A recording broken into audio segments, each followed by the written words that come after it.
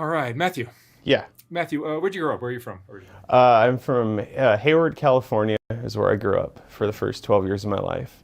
And then my parents moved us to Castro Valley, California, because we were in somewhat of the ghetto and wanted to go to a better neighborhood.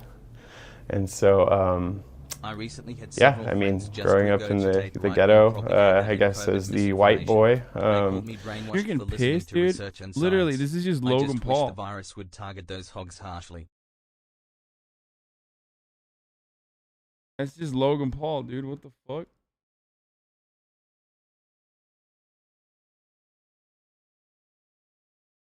How the fuck does this dude function on heroin? I guess we're about to find out, boys.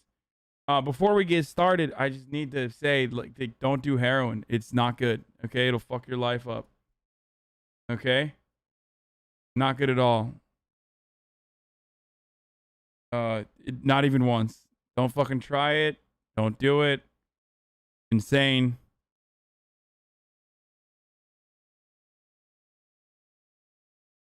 That this guy is doing it. there were, it wasn't anything too bad. I mean, I guess like once I got a knife pulled on me on a corner when I was like 9 years old. I think I saw well, I know I did, I don't think. I saw a condom full of jizz hanging from a tree when I was like 10, and that was like probably the first time I saw anything like that. But, it was just like there was gangs and stuff. Like a friend of my cousin got shot like a couple blocks down. And so around that time, a couple years later, is when we moved to Castro Valley. And that was somewhat better, but when I got there, it was more like I came from where I came from, and then I entered a more whitewashed area, and then it was like instead of being the white boy, I was the white boy that didn't fit in because I didn't have the money, like, or the new items like everybody had, or clothes, or electronics or whatever. And so I remember just being a teenager and getting older. I liked playing basketball, but I was never good enough to be on the team. And it's just kind of an outcast trying to find myself. And in high school, as a teenager, I got more into music and stuff, and I got into metal and punk and everything. And I guess one year I remember it was summer school. I remember there was a kid named Ben that he wore like Converse high top Chuck Taylors, and he listened to Blink-182, and I like Blink-182, which I'm not by any means saying that they're punk, but when you're 15 years old, that's so yeah, I was listening to stuff like that, and I started getting more into that, and I started wearing Chuck Taylors and stuff. And I remember the next year, Ben's like, "Oh, you're a poser," and all of a sudden, it's like you're finding yourself and trying to be an individual, and you're a poser. So, yeah. So high school was cool, and I mean, there were some fights with kids that wanted to pick fights and stuff. It sounds like a pretty normal childhood. Well, I mean, I have some stories. Except for the being an outcast everywhere you went. Yeah, right. No, but I definitely have some stories. When I was about 11 years old, there was a fall festival in Castro Valley. This is when we still lived in Hayward, but my parents wanted to go. And it's kind of like your wine and arts and crafts festival. So we go there, and I'm being, I want to go home. I'm bored. And my parents are having a good time. They're drinking wine. They're having a good time. And we're watching, some cover bands, some dad cover band, and they are getting progressively drunker, and not to the point where they're sloppy or crazy, but they're just having a good time. And as almost a teenager, I'm getting embarrassed, which who gives a shit, like who cares what they're doing and what I'm doing, like. But as an 11-year-old, being in that, I have the sense that everybody's watching us, and that all these people, like, I'm going to see any of them for the rest of my life. At this age, I wouldn't give a shit. Like, I've gone to shows and danced my ass off. I've been on acid. I've been on mushrooms like that shows. Like, I don't care.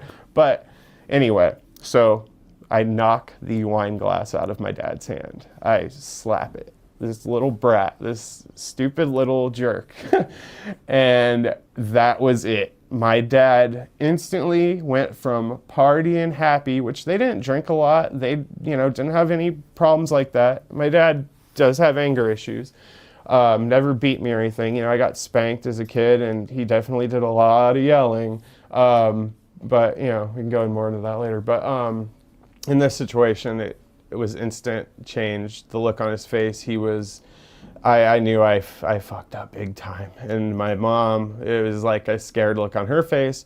He said, get in the car, let's go. And we got in the car, and he drove home probably, and I'm talking down residential streets. This dude was, I mean, I have a very vivid memory, and to have this memory as an 11-year-old and remember looking at the, you know, miles per hour, it was 50 or 60 miles per hour down residentials the whole way.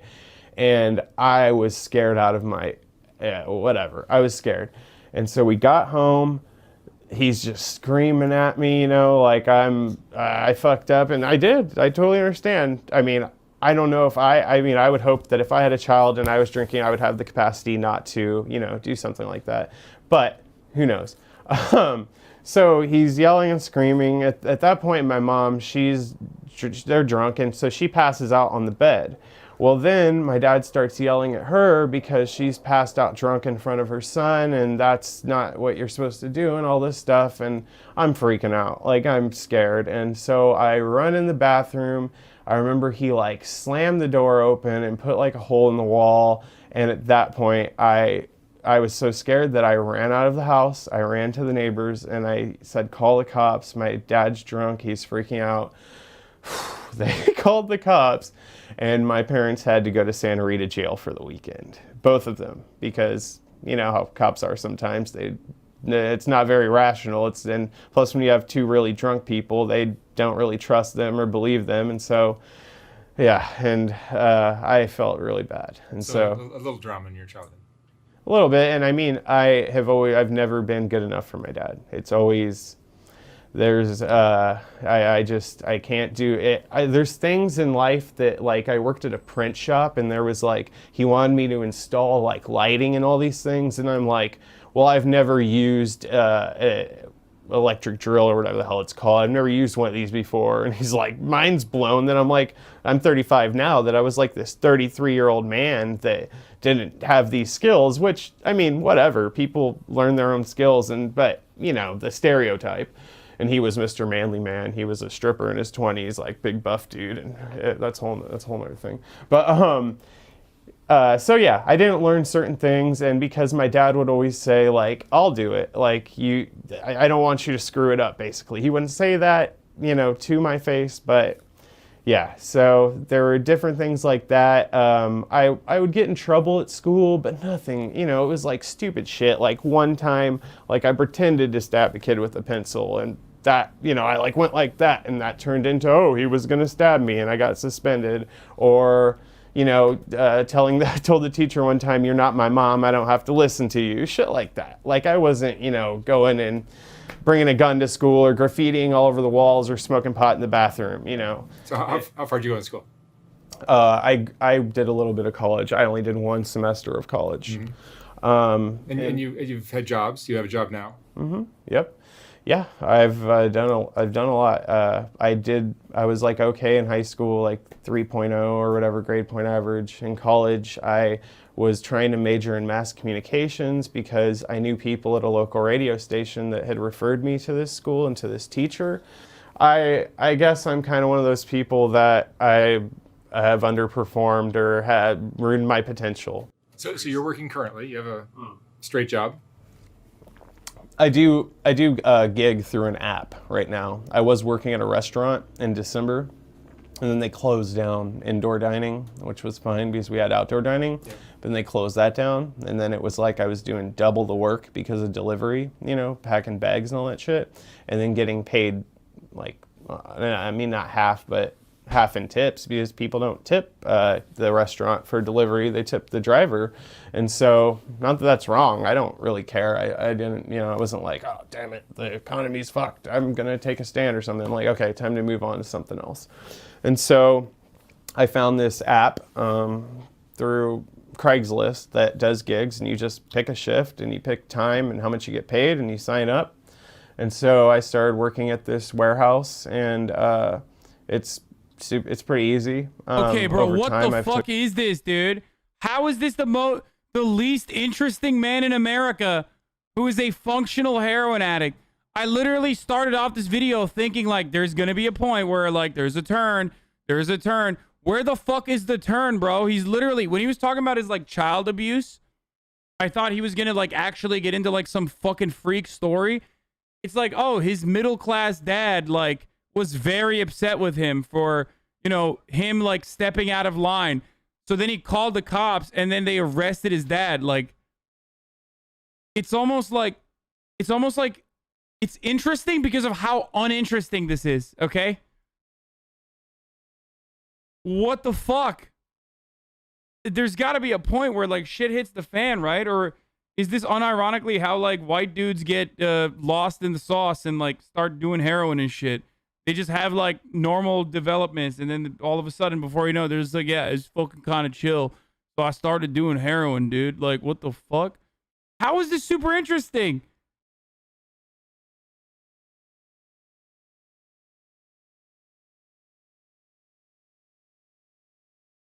Okay, I'll keep going. Sorry, I won't. Took on more responsibility, and they've made me like shift lead and stuff, and it's all right. It's not. But you'd consider yourself a good employee. Oh, yeah, man. It's frustrating because like most of these people, 90% of these people could give a shit. But that's what is the problem with these gig apps. I mean, there's multiple problems, but that you're hiring people that don't care at all. They have no, they could give a shit if they work hard or not. And these people that are managing it, they don't care either as long as the job's getting done. They don't care how it gets done. So in terms of recognition, I have a few close people I talk to and we all know that we're great. And I mean, I guess that sounds conceited, but it's just the fact. And so we talk and hang out and we compliment each other, but there's only one person that has come up to me and said out of their way, you know, like anything. And it wasn't a manager. It was a guy that does boxes in the back that I am 99% sure is doing blow in the bathroom every day. This dude flushes the toilet every 10 seconds and then is farting his ass off. Like, I've done coke. Like, I know the deal, bro. Like, you don't need to flush the toilet. Like, I can hear you snorting it and I'm not going to tell on you. Like, but yeah, he said that and that made me feel really good. And I was like, wow, that's amazing. That person, like, thought to say that, and he's actually a really intelligent guy. I've heard him talking. He's from the streets in Oakland, and he's a tough dude, or so he seems. He puts on the front, but yeah, I like him. He's cool. So your drug. Oh yeah. Tell me about that. You oh yeah. You use what? So I use heroin. I smoke heroin. And how long has this been going on? So I started with oxycodone, Roxy's, blues, 30s. In 2012, a little bit, I was dabbling with that a little bit in black tar heroin. I was working doing vending machines. I had that job for 7 years. You were smoking it? Mm-hmm. Always.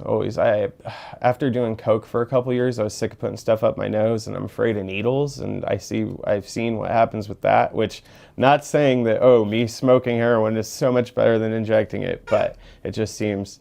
But then again, I smoke cigarettes, I smoke that. I was smoking a ton of weed, which I barely smoke anymore, but it definitely affects my breathing and affects my lungs, and that's something I'm worried about and that I would like to quit eventually. I actually was on methadone recently, but my work schedule made it to where I couldn't get to the clinic anymore because for the first 3 months, you have to go to the clinic every day. That's part of the process. And I was doing fine. Methadone's a little odd. It's kind of, I don't know. Obviously, like if I could choose and if heroin was legal and didn't give me breathing problems to smoke, I would choose heroin any day over methadone. But because methadone is socially accepted in the world and you're not smoking it and ruining your lungs, it's obviously the better choice and it's cheaper. It's easier on the pocketbook. And so... sorry, back to the Roxy's. It was actually 2013. It was shortly after I quit the music thing. The Vincent Gallo show, I quit after that. I was done. I was like, I'm the guy putting up all the money, all the time, all the effort. Everybody's saying, great job, man, keep it up. But they're not the ones doing all that. So I said, fuck it, I'm not doing this shit anymore. And shortly after that, I had a best friend named Tiffany that would come pick me up after work. We would drink, we'd do coke, we'd hang out all the time. And one day she comes to pick me up and, hey, blah, blah, blah, I'm dating this guy, and he showed me these pills and OxyContin, basically. This is back when the 80s, the OC 80s were still around. And for all the people out there that know, the ones you have to lick the coating off, and then, excuse me. So she showed up, and I, at that point in my life, I was 27, and I was just like sick of everything, and was like, might as well join the 27 Club, right? Which, if you don't know, Jim Morrison, Janis Joplin, Jimi Hendrix, all those people that died of, like, you know, drug-related deaths.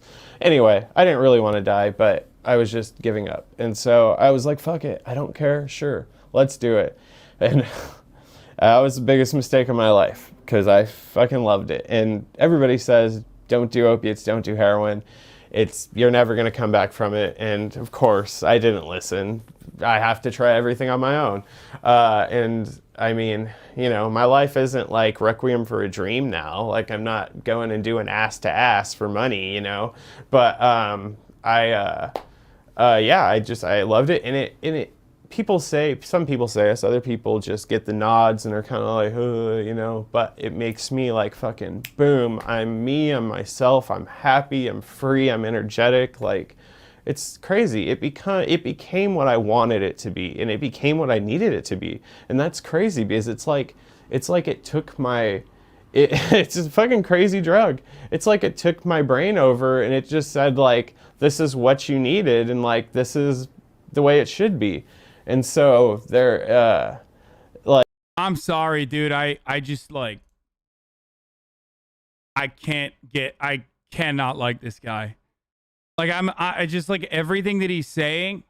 Like, the saddest part about this is, like, dude, if we had like a functional, socialized healthcare system, like, this dude would not have to self-medicate by micro-dosing fucking heroin. Okay, and he could like figure out whatever the fuck his issues are, and then, you know, get the proper prescription instead of micro dosing and turning himself into a fucking heroin addict. But having said that, he's just like incredibly annoying for some fucking reason. Like, there have been multiple times that I've tried to quit on my own. There's been periods of 3 months where I've been able to quit. When I moved to Arkansas, I was able to quit for 3 months. Especially, I thought, well, shit, I'm going to Arkansas. I'm not going to know anybody out there. So there's no way I'm going to, you know about it. So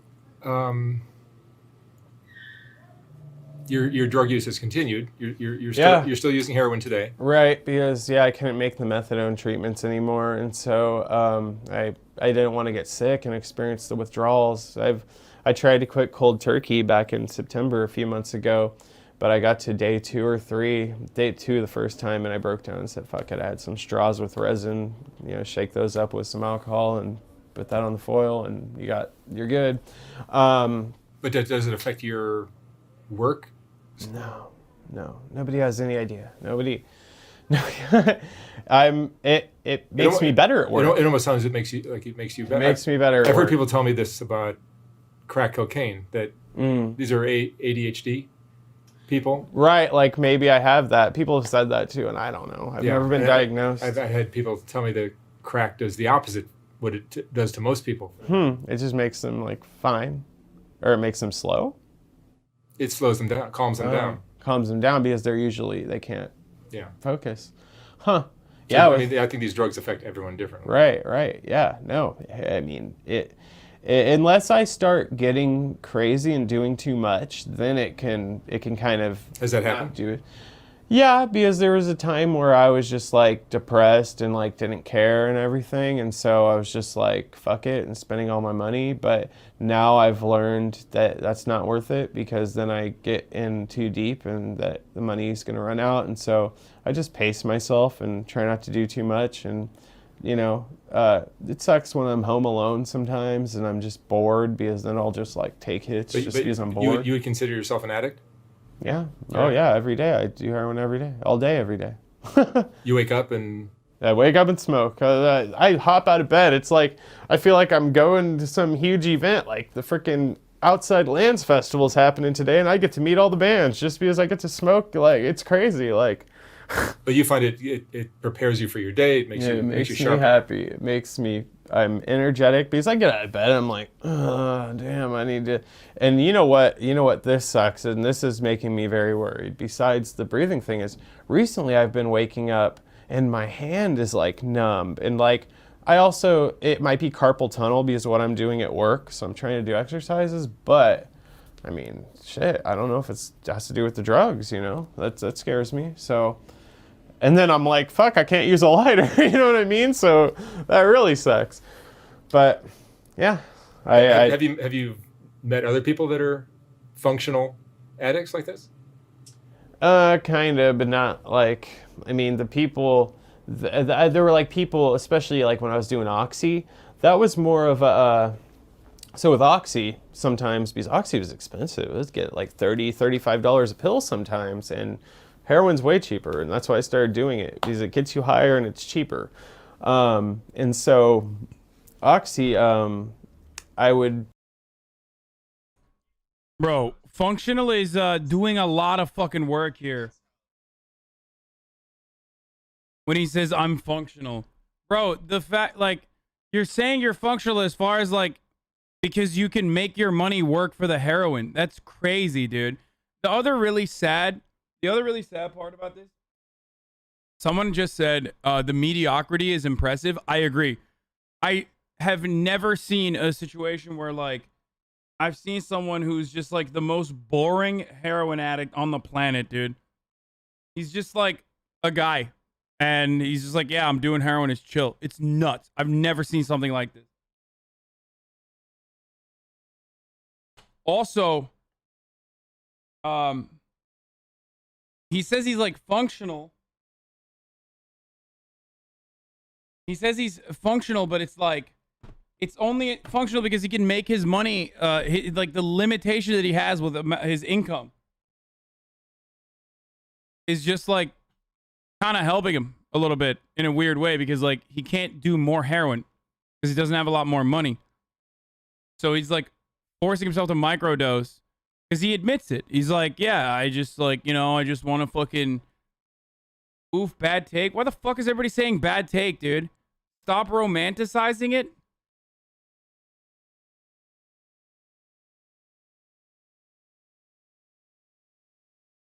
I just don't think you should be, like, there is no such thing as a functional heroin addict. That's what I'm saying. I don't have a... I don't like it. I don't fucking like it. I don't like that, like, there should be no concept as, like, a functional heroin addict. Do you understand what I'm saying?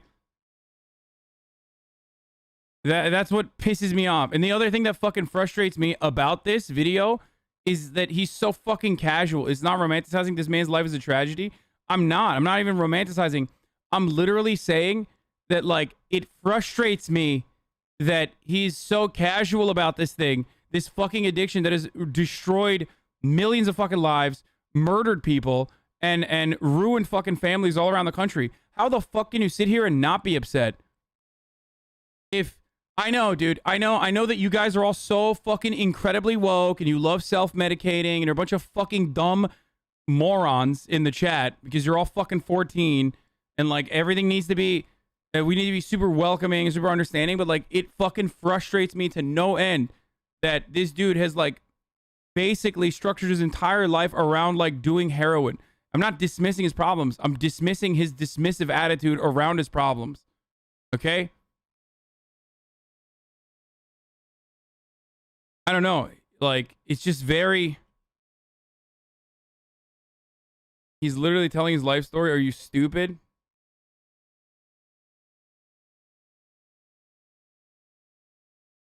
There he is. He's sitting right there. Won't last for many years, but still, he's struggling, and you're shitting on him. Yeah.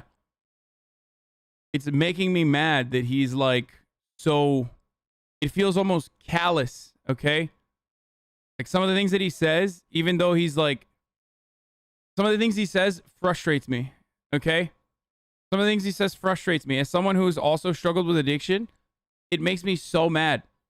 Because he's in it. right now. Okay, he's not out of it, so he's talking like a fucking addict, and the addiction that he's talking about is heroin. Okay, so I'm sorry to all the fucking morons in my chat who have never in their fucking lives had to struggle with addiction. So you like look at that and go, what? Like, why are you fucking shitting on a person? This is a bad take and it keeps getting worse. Suck my dick, dude.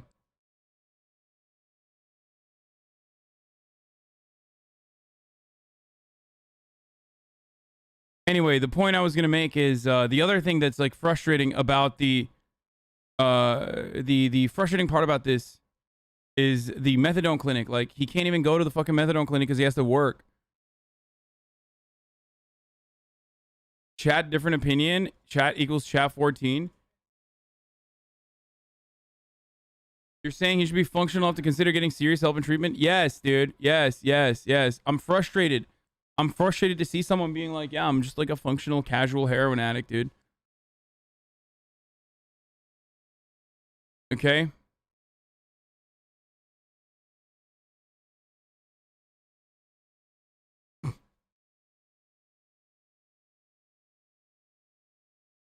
Like, I feel like this is terrifying.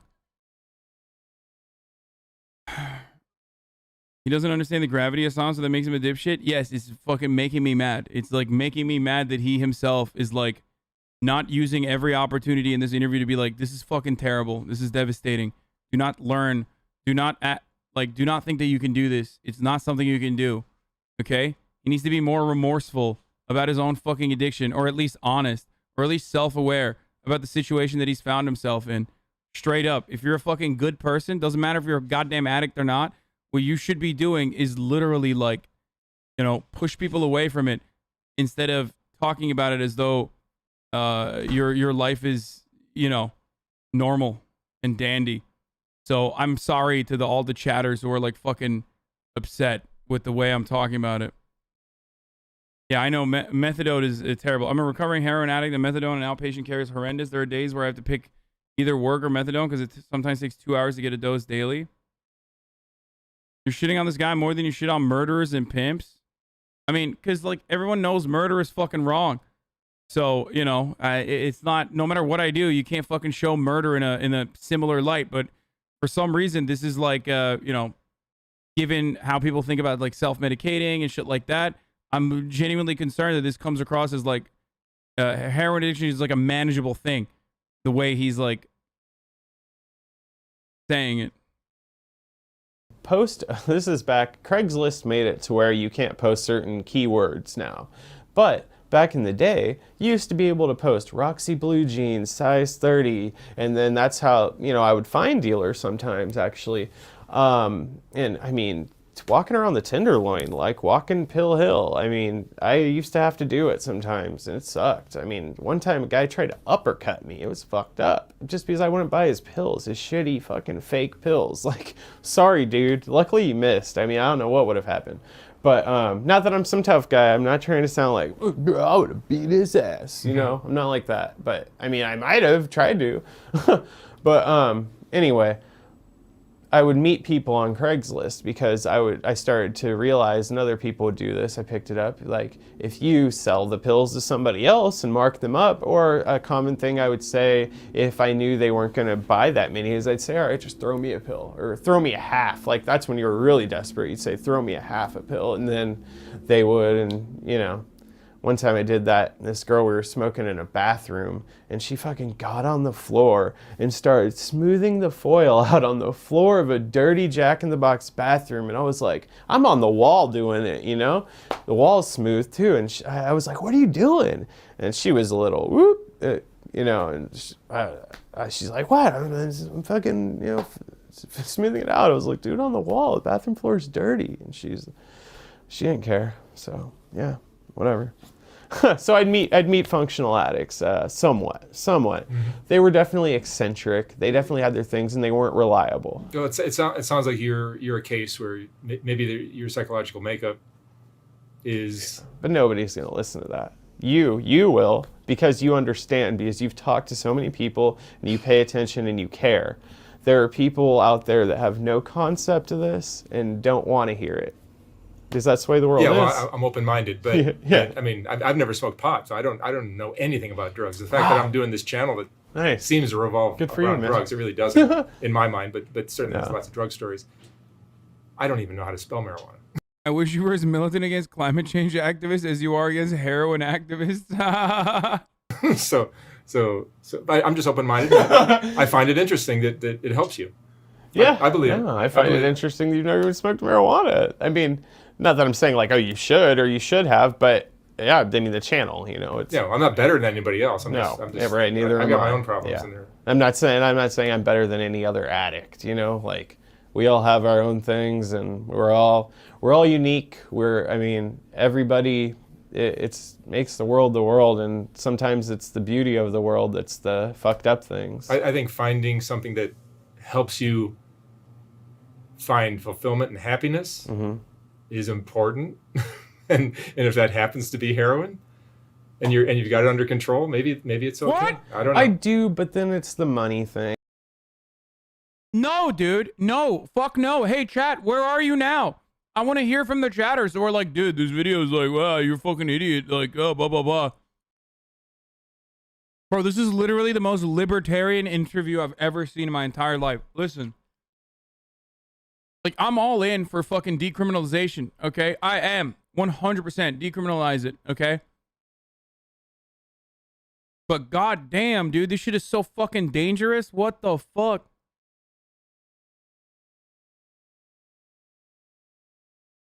Let me just say something here, okay? There's no such thing as a fucking functional heroin addict, okay?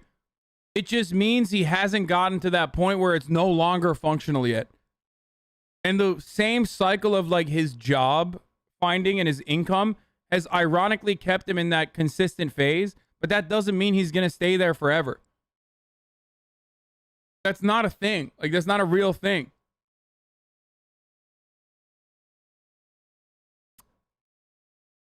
Bad take. You're right, dude. No, there are totally, dude. It's totally functional that, you will never fucking go off the deep end with heroin, dude. You're right.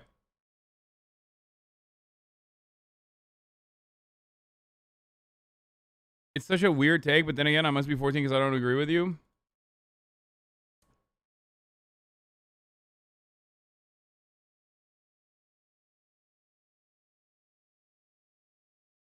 It's fucking nuts, dude. There's like so many, I guess there's so many functional fucking morons in my chat.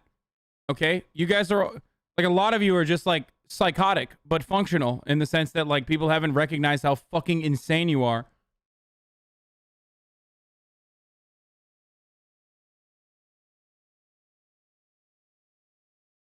Watch his follow-up video. He's very remorseful in that one and talks about how terrible heroin has been for him. Good. There you go.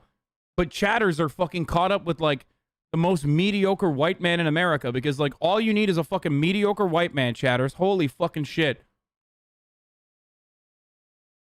It's nuts. You guys got like caught up with how fucking charismatic he is, I guess. You're like, yeah, I don't understand. Like, why aren't you fucking denying this guy his, valid experience of being a functional heroin addict? It's How much do you spend? It's a lot of money. I mean, What do you spend? Wrong. Address the arguments. What arguments did you make? So does the media create drug addicts now? Is that your contention? You have cognitive dissonance? What?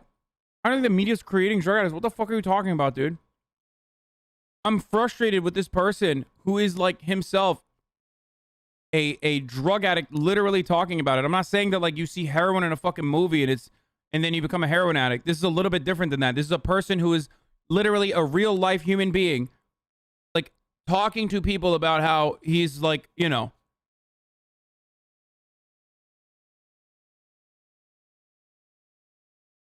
And normally I would not fucking attack addicts. You know this. I have a lot of addicts in my community. I've struggled with addiction in my fucking life as well, in my life as well.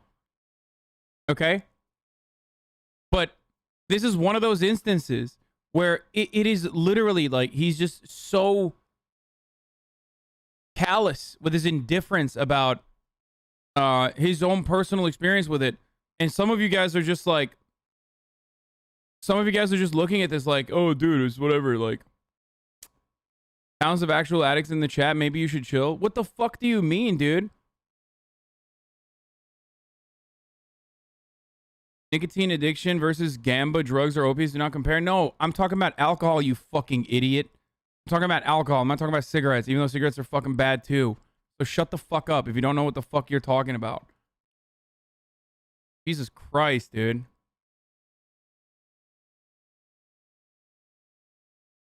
I think a lot of people just don't have the experience with heroin addicts and what it does to you. They think heroin is just the same as weed. There's no situation where heroin is good.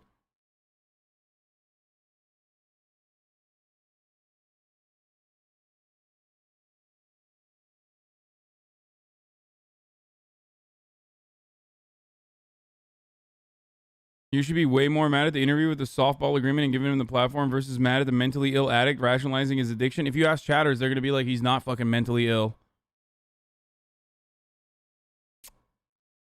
But I am. This is one of the worst like interviews I've seen on this channel as far as like how damaging it is. Yes, nicotine can be just as fucking addictive as heroin or whatever the fuck, but it doesn't matter because nicotine doesn't fucking murder you and destroy your life in the same way that heroin does. It can, but it takes a lot longer, okay? And it's the worst thing, dude. Do not smoke cigarettes. They're fucking awful. Tobacco's awful. Nicotine is awful, but it's also not as addictive as heroin, but like regardless, it doesn't matter. It's nowhere near as damaging or deadly as heroin is. It doesn't make it good. It's still fucking incredibly bad.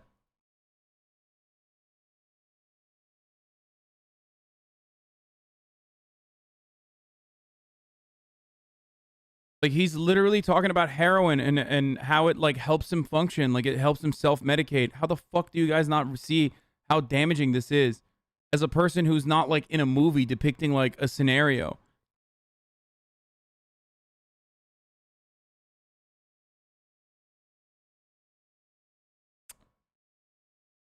LCSW, CADC working in substance use. This is a shit take.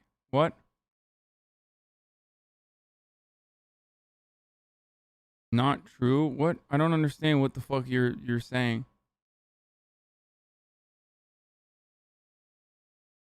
I don't know why people just say fucking this is a shit take. And then people never like actually to expect an active user to stand outside his delusions and represent his addiction honestly is impossible. I understand your anger is a natural response, especially if you have the experience of knowing addiction yourself.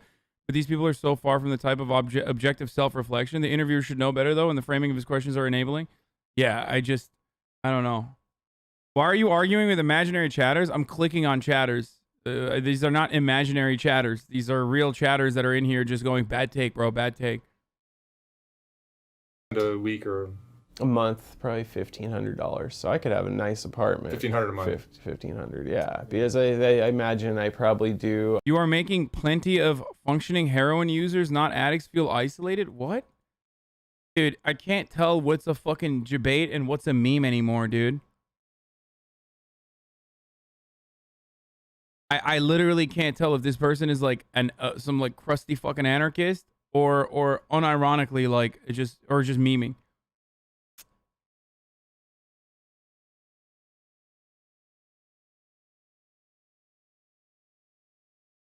And it's illegal. 500 a day. Nope, 50 a day. It's illegal, so technically you could end up in jail, right? Right. Yep. So yeah.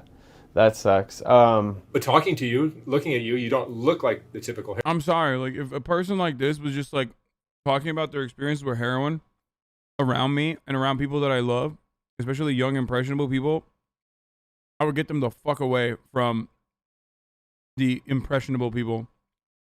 Sorry. Like that doesn't mean I don't believe that like addiction should be treated like an illness and not like a criminal thing. But you can say bad take all day, every day. Something like 40% of the U.S. adult population does some form of opiate. Yo, ban all the people that are saying this.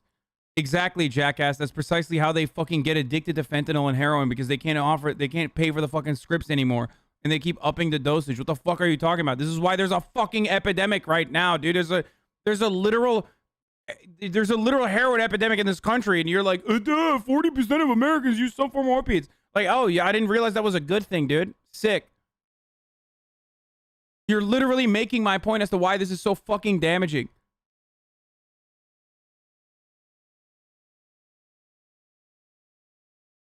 Heroin addict that I've interviewed. And that's why I'm still probably here.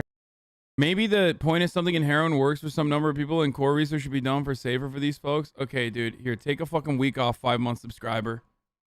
And functioning and not on the streets, you know? Yeah. Because if it started to affect me, I mean, I don't know. It's not even a fucking wrong take, but in this circumstance, in this context, I'm gonna ban you. You should be happy that I didn't permanently ban you. If I started smoking crack, I probably would. I know a I buddy. can't count how many heroin addicts I've talked to that just nodded off in the middle of an interview. Right. They probably also shoot up. Well, I guess people now, I've known people that nod off that smoke it. Never mind. Yeah. Yeah. Yeah, you know, it's never happened except one time. The worst story is I was drunk and I went to my dealer's RV, a guy that was living in an RV, and he had terrible shit. It wasn't doing anything for me, and I was pissed. And because I'd have to travel like an hour and a half to this guy. And I was at that point, very stupid. I said, you gotta have something. And he goes, yeah, I have fentanyl. And me knowing exactly what that is and what could happen and everything, was drunk and said, fuck it, I don't care, line me up some or whatever. I don't know how long later I wake up and I'm like, where the fuck am I? What happened, you know? And everybody is around me, scared out of their mind. And I fucking OD'd, man. I fucking OD'd for the first time ever. And that really upset me because I didn't ever think I'd get to that point. But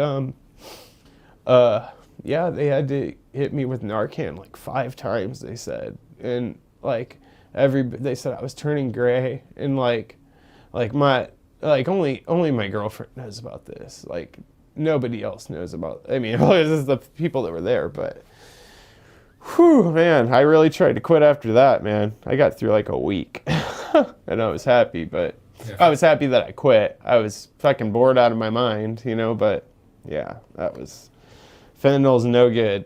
Don't do it. Everybody out there, don't do it. Yeah. No, fentanyl's a very different game than heroin. That's I think that's the other part of it that frustrates me. It's like a cure for boredom, dude.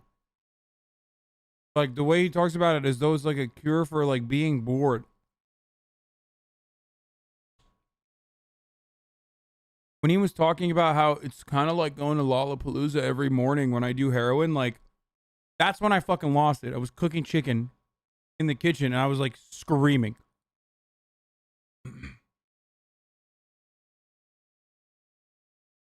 You didn't hear me because I was in the kitchen. But that's when I was like, dude, what the fuck?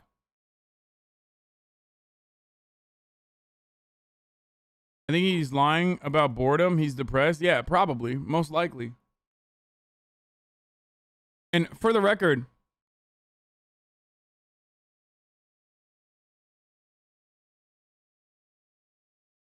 that's why you chew nicotine, bitch? No, I don't chew nicotine because I'm fucking bored. I chew nicotine because I'm a nicotine addict. And because I'm worried that if I stop, I'll fucking smoke cigarettes again.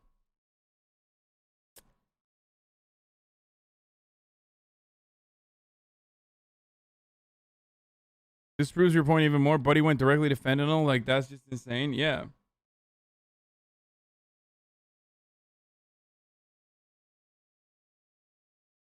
a fucking crazy game. For the record, that's why there's no such thing as like a functional heroin addict, okay?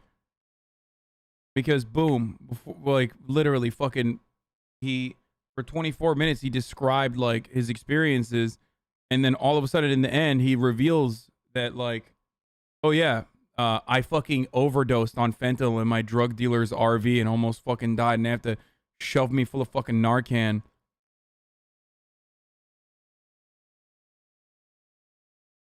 Play, man. That's yeah.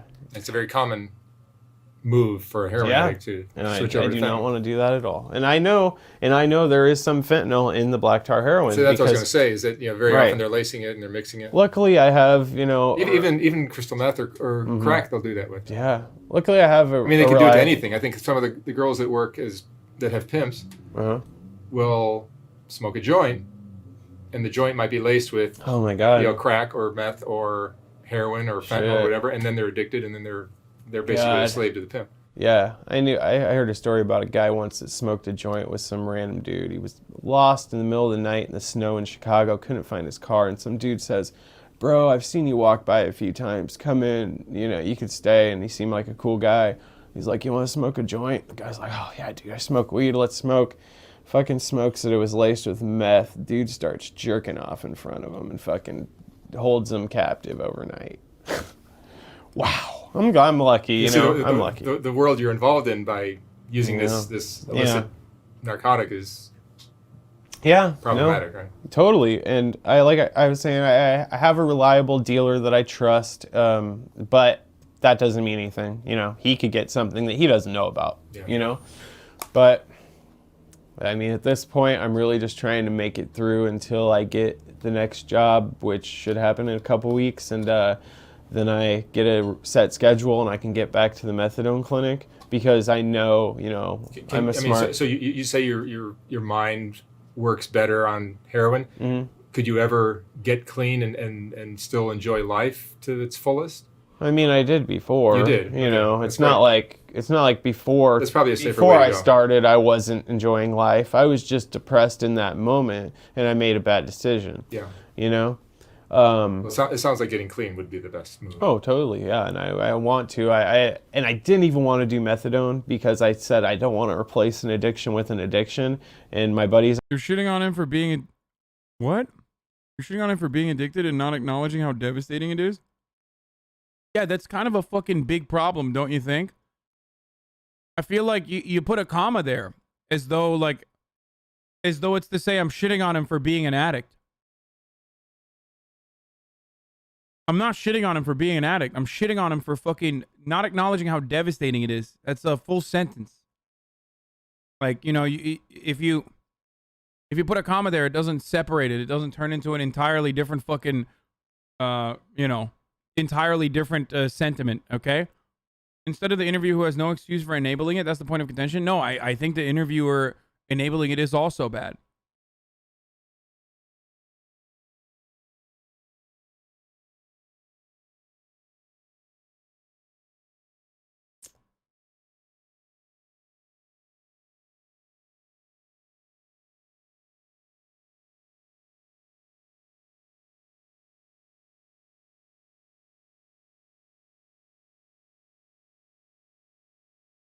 He's on methadone and he tried to stop one day and he said it was way worse than heroin.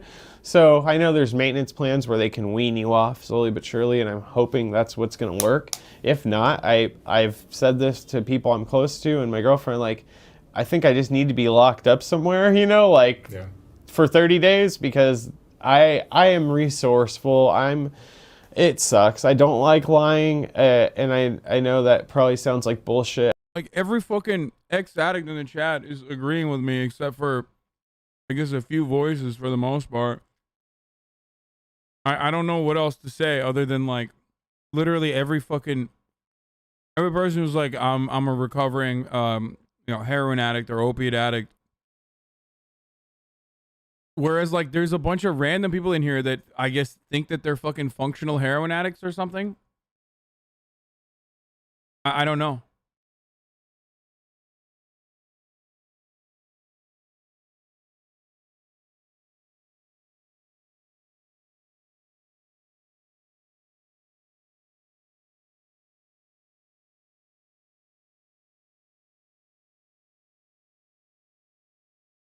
Where was this interview with the pimp glorifying his job yesterday? I mean, we shat on the fucking pimp too.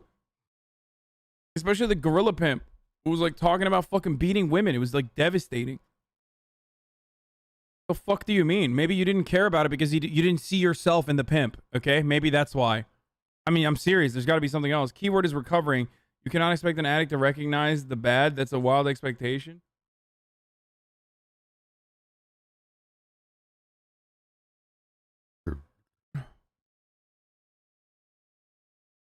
Yeah. Well, I guess don't put a fucking camera on addicts. Like, that's it. Especially if you're not going to ask the right questions. Because they're just going to justify it. Because they're literally justifying it to themselves on a daily basis.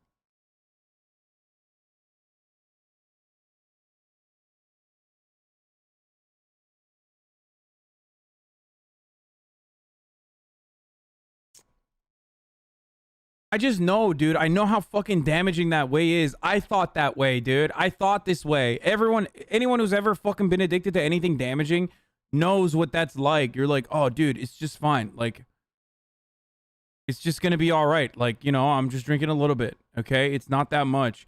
I have it under control. Next day, it's going to be different. When I go out and I'm going to drink, I'm just going to drink a little bit. Next day is going to be different. Boom. Blackout. Next day, it's going to be different. Boom. Blackout. It's fine. Nothing terrible happened. Next day, it'll be different. Boom. Blackout. It's fine. Everybody drinks. It's all good. And before you know it, you're a fucking psycho. You're just drinking every goddamn night. And you're fucking binge drinking. And you're blacking out all the time. And it's terrible. And when you're in it, you're thinking to yourself, like, it's fine. I have it under control. I mean, other people do it. You rationalize it in different ways. Like the way that some fucking baboons in my chat were rationalizing, like, well, people take opiates for a multitude of different reasons. 40% of Americans take opiates, like, blah, blah, blah. Like, that is the most triggering fucking thing I can ever hear from someone while we're in the middle of talking about fucking recovering drug addicts, okay?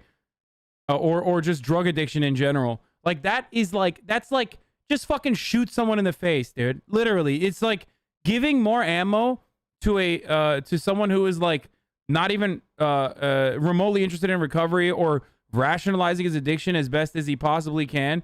You literally just load up the fucking chamber at that point. That's why I'm fucking losing my mind. Because a lot of you are either not aware. A lot of you are either unaware of what it looks like or what it feels like, what it's like when you're in that situation.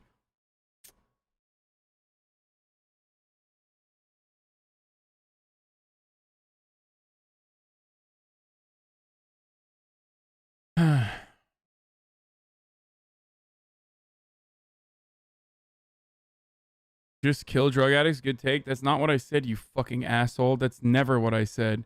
11-month subscribers, suck my cock. I said giving drug addicts additional ammo, giving addicts additional ammo to fucking cope with and rationalize their addictive behavior is basically the same as fucking loading up a chamber and giving them the gun, okay?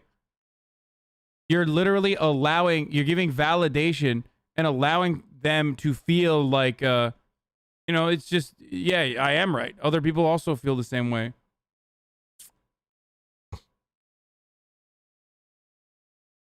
You're enabling this insanely fucking horrible problem.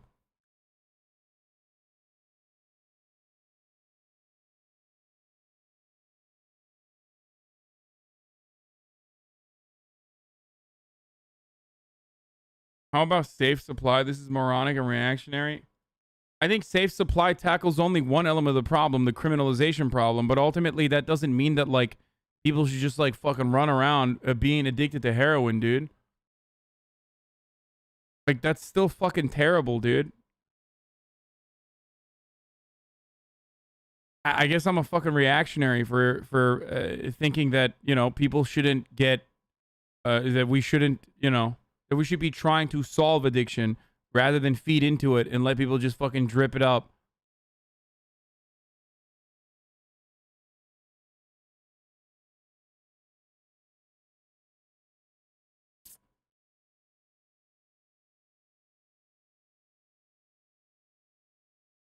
There's also the other side of this, which is like, he's just in heavy denial, dude. I don't think you can expect an addict to give a PSA on how drugs are bad while he's on fucking drugs. I mean, that's not what my expectation is. It's just like fucking annoying to me that, like, the only moment of clarity that you have from him, recognizing how fucked up the situation is that moment where he recalls the incredibly traumatic event of him almost dying as a consequence of overdosing in his fucking drug dealer's RV off of fentanyl. Okay?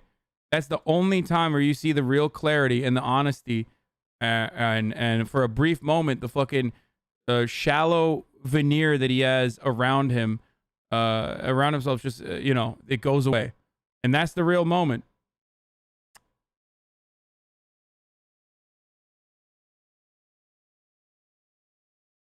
Well, I agree with you 100%, but if we were talking about weed, I'd definitely be justifying and rationalizing it. Yes, because there's different drugs that have different impacts, okay? Like, yeah, fucking marijuana is not the same as heroin. What the fuck, chat? Are you insane? It's like physically impossible to overdose on marijuana, dude. What are you talking about? Like, the amount of marijuana necessary for you to fucking overdose on marijuana is so vast. The quantity is so large that it's physically impossible for you to smoke all of that or inject it.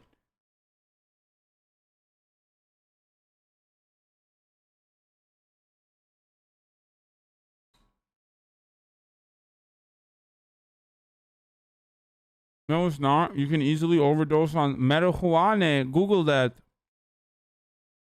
I really don't, but as an addict with the world the way it is and people, would look at me a certain way, I have to lie because I need to get by and just, yeah. I was living with my girlfriend's mom and her for a couple weeks, and her mom had me pegged from probably day 2. She told her he's on drugs, and I was with my girlfriend for almost a year. How could she tell? She's smart. Her ex-husband was an addict. She knew. She's she and also is making longer trips to the bathroom quite often. And I'd always play YouTube videos. I watch Soft White Underbelly, in the bathroom while everybody that watches that they're like, channel "What are you doing in there?" I'm watching the Hillbillies. Shut up. They're all a bunch of drug addicts watching that channel. Yeah. So the video doesn't even try and show his behavior as anything but what he says it is. That's the problem. Yes.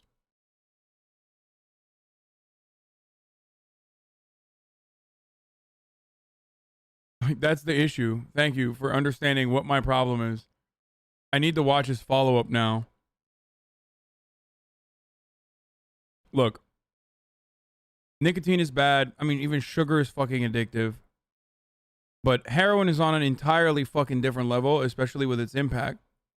But absolutely nothing is more addictive than the top of the hour ad break that comes literally when you least expect it. Okay? Sometimes you're watching a video and you're like, where is this video going to go? And then all of a sudden, bam, 60-second ad break. That's where the video is going. Now, of course, there is a way to avoid said ads. Okay, if you want an ad-free broadcasting experience.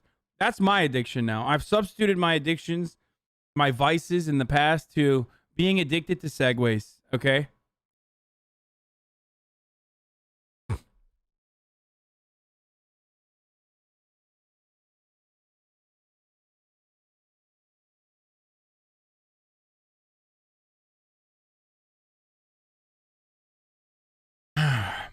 Anyway, if you'd like to no longer see the ads, you can subscribe for $5 or for free with a Twitch Prime.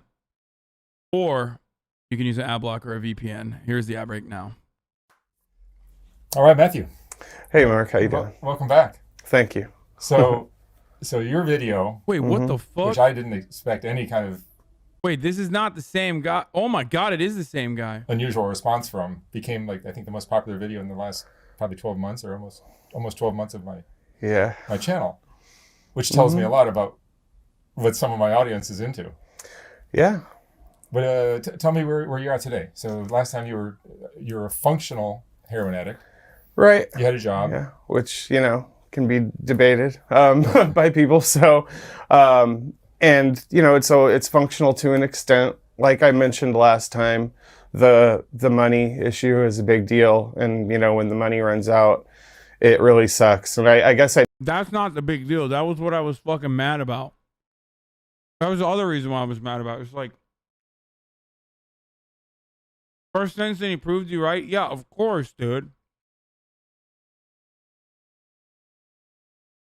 course I was fucking right. Fuck chat. I'm always right. I didn't emphasize that enough. That I was in a really good mood last time, which, I'm in a good mood right now, but you know, after watching the video and reading comments and stuff, I realized that maybe I should have been a little bit more, explain a little bit more about the downsides of it, because it's obviously not all just happy-go-lucky, you know, like everything's great all the time. So you've been through some rough times. You and I have spoken off Yeah, camera. yeah. It's just, I mean, I'm 35 years old. I live in a room. I rent a room with roommates. I have a few good friends and some close family. But besides that, like, I mean, with the addiction, sorry, I kind of... Oscar would literally disagree with every take of yours. Yes, they're unfucking bearable, dude. Oscar would literally fucking shoot up heroin just to prove a point about how I'm fucking wrong. I know, guys. You guys are super lefty. You guys are like way more lefty than me. It's fine. Like, they would literally be like, dude, you're fucking wrong, dude. I'm gonna shoot up heroin now to show you how fucking wrong you are. Getting jumbled up here. I get depressed. I mean, since I was a teenager, I mean, I've had depression issues, but I've never gone to a doctor or got medication or anything. I've just never been that kind of person. I've always tried to just deal with things on my own and didn't want to be on prescribed drugs, which, you know, I eventually got into legal drugs, which, you know, but yeah, there's been times recently where I've been depressed. I mean, when the stuff runs out and you start to experience withdrawals, I mean, it generally takes about 12 hours for it to set in. So from the last hit I take, when the stuff's gone, about 12 hours later, I'll start yawning, I'll start getting sleepy, then I'll start getting maybe cold sweat, a little bit sweaty, and then it starts getting the stomach sickness. And that's when it's really bad, when my stomach's really in pain and I have to be close to a bathroom, because that's just There was a guy on Reddit who tried to do that and prove that you could take heroin regularly and function. His entire account was a documented downward spiral as he fucking destroyed his life.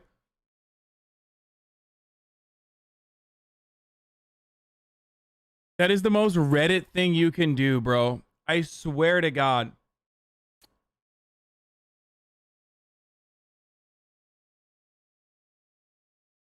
That is the most Reddit thing you can do, to like prove a dumbass point that you're absolutely wrong on. I can't believe it. I can't believe a Hoscord guy was on Reddit before he was ever in the Hoscord. the way it goes with withdrawals. And unfortunately, it gets that way sometimes because I haven't managed my money properly. I know in the video last time I said, you know, I've learned to space things out. And I mean, that for the most part does work, but I have low self-control. I have self-control issues. And so I definitely will smoke the last of it and then not know when I'm going to get more, or, you know, well, I know eventually it'll happen, but you know, how many hours, or so there's days where I'm just laying in bed, just waiting to hear from the dealer, and like, don't want to leave the bed. I don't want to watch TV. I don't even look at my phone. I don't want to text anybody. I don't want to deal with anything. In fact, just looking at the phone the other day while I was feeling that way, I was just like, this is such a leash to me. Like, I have all these notifications from all these. Leftism is when you demonize an addict in denial. No, leftism is when you fucking act like an addict who's in denial is totally operating normally, especially when you recognize that he has functionally very little autonomy over their own and very little self-agency.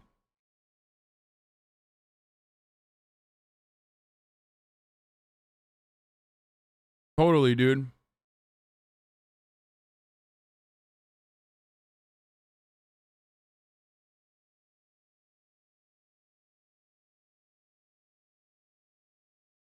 Also, my criticisms, I mean, me saying he's boring in the beginning is what set off chat in this weird way, because no matter, I do blame the interviewer. Shut the fuck up. I do. I already said that.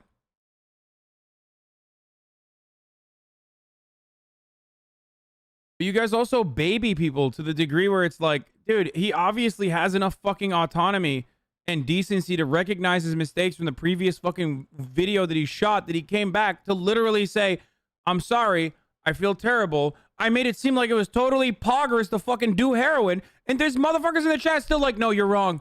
No, you're wrong. He's an addict. He has no control, dude. He has no wherewithal. He has no control. You're wrong. You're just wrong, dude. Please. It's literally the same guy who opened up by being like, He might as well have said, Hasan Piker of twitch.tv/Hasanabi was completely right in his criticisms of my previous video. Like, he might as well have started off like that, and you guys still be like, dude, you're fucking so stupid. You're dumb. He has no control. He has no control, dude. Leftists love infantilizing every single human being, dude. Always. Nonstop.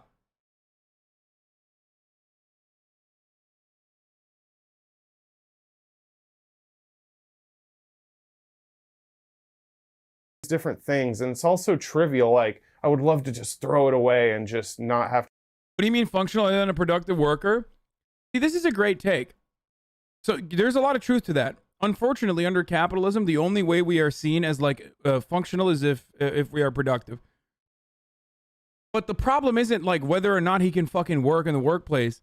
The problem is like he's literally addicted to heroin and can't live without doing heroin. And the only reason why he's working is to do more heroin. And that his entire life, as he's already explaining right here, is about finding the next hit, okay? To get as much heroin as possible. So that's why it's like, it's a oxymoronic take almost to say like that he's functional, in the sense that being a functional heroin addict just means like biding your time until you fucking can't function. Which you already went through. No, I know about fucking Dr. Carl Hart or whatever. Listen, man, there's charlatans everywhere, okay? I don't give a fuck if he's at Columbia University. I do not care. I do not fucking believe it. I do not care. You will never be able to... I could live with that guy and he could be shooting up every fucking day and I wouldn't believe it, okay? Yeah, dude, there's breatharians too, okay?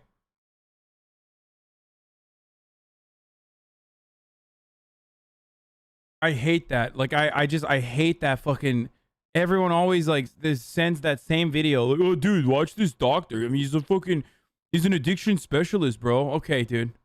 Have to deal with it. Like, I can just imagine, like, you know, if I lived 20, 30 years ago, which, you know, people said it looked like I was from the 60s or 70s, maybe it would have been better off. Maybe I would have been better off then. I don't know. But, you know, here I am now. But, yes, I definitely get depressed. I get the withdrawals. Usually I can get it taken care of within a few hours. So I'm able to smoke some and then I feel great again and I can go walk, work, do whatever, clean my room. But if I'm withdrawing, I'm not leaving the bed. I go in between, like, putting all the covers on me because I'm cold and then it's too hot and then I want them off, and open the window, close the window, and stuff like that. And if you're working, if it's a work day, do you make it to work or do you blow it off? I try my best not to let that happen. I try to get to work. There's been a couple times where I've had to call out sick because it just, you know, didn't work out with the time, but I try to avoid that, even if I have to just be late, because I'd rather be late than not, you know. I actually have 2 jobs now. I got the job that I had mentioned in the previous video that I was waiting for. I waited 3 months for that video. I mean, for that interview. The job? For the job, actually. I did 3 interviews. So I eventually got it. I'm waiting for the medical coverage to kick in. It takes about 3 months. You have to hit a certain amount of hours, and I'm about a third of the way there. So I fucking in a couple hate this months, country, dude. This is the worst part about everything that he's saying. Is that, like, in order for him to get better, in order for him to get treatment, which is still like a fucking... not a foolproof treatment by any measure, okay? Methadone.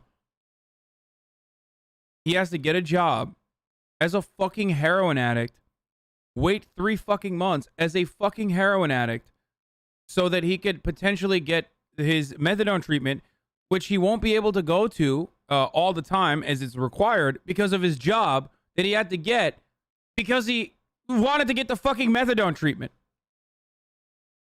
It's so fucked. Employer-dependent healthcare system is just like one of the most inhumane, cruel, awful fucking things that we do in this country, dude. I think you need to retail chat your stance on the criminalization and rehabilitation of drugs. Some people seem to be getting the wrong idea. Yeah, I think that addiction is an illness, okay? And it needs to be treated. It's not something you should be criminalizing, okay? I believe that these people, whether they are drug addicts or whether they're even like violent fucking criminals, can always be rehabilitated. Okay, this guy, so easy to save this guy. In many ways, that's the problem. Do heroin users exist? You existed so many what?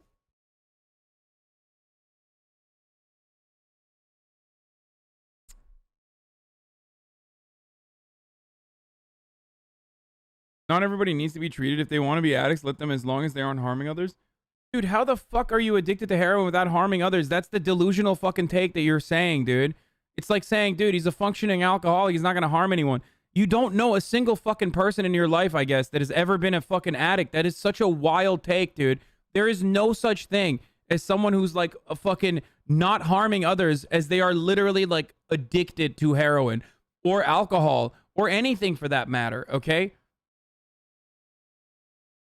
The very nature of addiction is that it's unhealthy. You're literally not only harming yourself constantly, but also others around you too, in an effort to justify, or rather, continue your fucking addiction.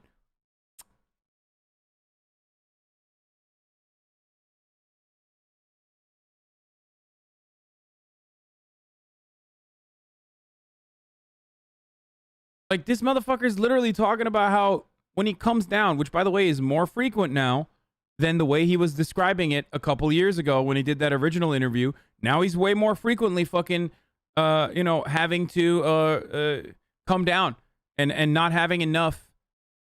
A couple months. Wait, what? Shut the fuck up. No, what year is this? 2021? Oh my God. Oh my God, this is a couple months. Oh my God, this is 5 months, dude. Oh my fucking God, dude. Chat, shut the fuck up, okay? That's all I'm gonna say. I thought this was like a 3-year difference, dude.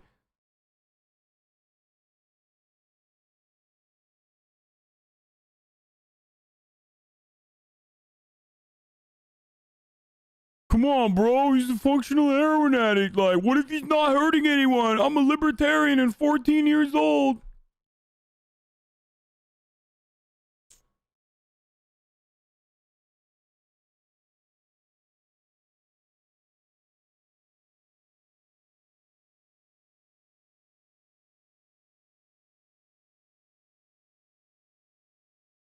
This is the same guy. Fucking between February and June, dude.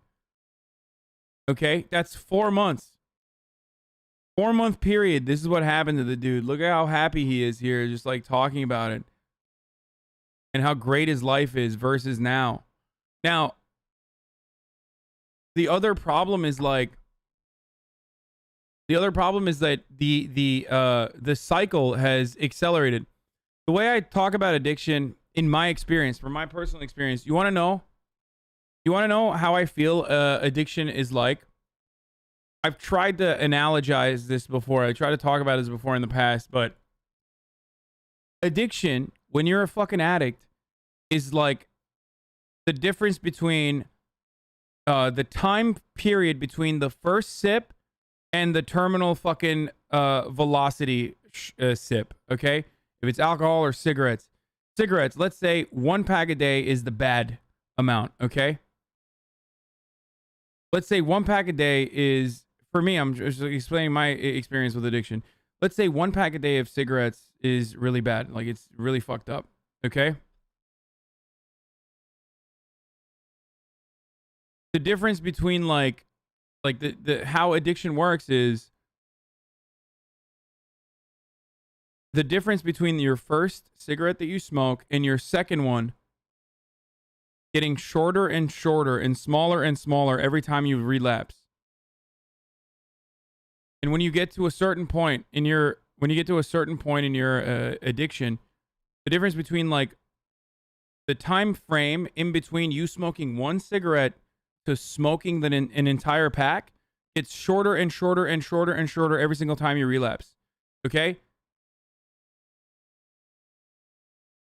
That's how it works. You start off with 1 cigarette. The second time you ever smoke a cigarette, because you look cool, you think you look cool. The second time you ever smoke a cigarette is months later. And then you start smoking when you're drinking and alcoholic, or not alcoholic, like in situations where like you're social drinking, so you're socially smoking because you think it's cool, it makes you feel good. Nicotine gives you a massive rush. Okay? And then before you know it, you're like, well, maybe I should just stop bumming off people. I should buy a pack myself. Okay? For a lot of you, this is exactly how you started. This is exactly what your experience is. Then you're like, I should buy a pack myself. I'm sick and tired of bumming off people. It's fucked up. You buy a pack of cigarettes. And that's it. That's the fucking turning point for you. Okay? Now you just have a pack of cigarettes and you're smoking. You start smoking during the day. You start smoking in your apartment. You start smoking not on your balcony, but like literally inside of your apartment because you have an ashtray now. Now your fucking whole apartment smells like smoke all the goddamn time. You can't tell, but other people can. Okay? And you smell bad. Like you just smell like cigarettes all the fucking time. And then you quit.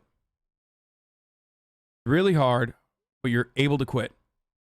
Okay? And you start feeling better and better. You recognize, oh my God, my chest is opening up. What the fuck was wrong with me this entire time? I feel less groggy.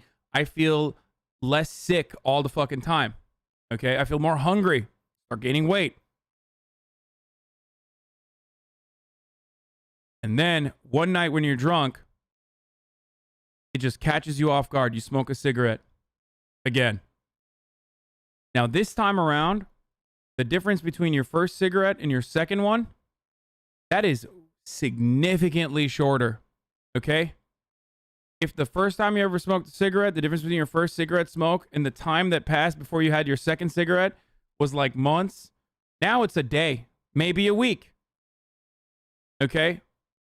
And now you've cut that in fucking half. The time that it goes from one cigarette to two cigarettes to an entire pack is now no longer half a year or a year, but instead, maybe a month.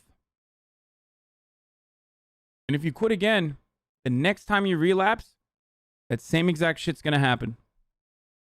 Okay?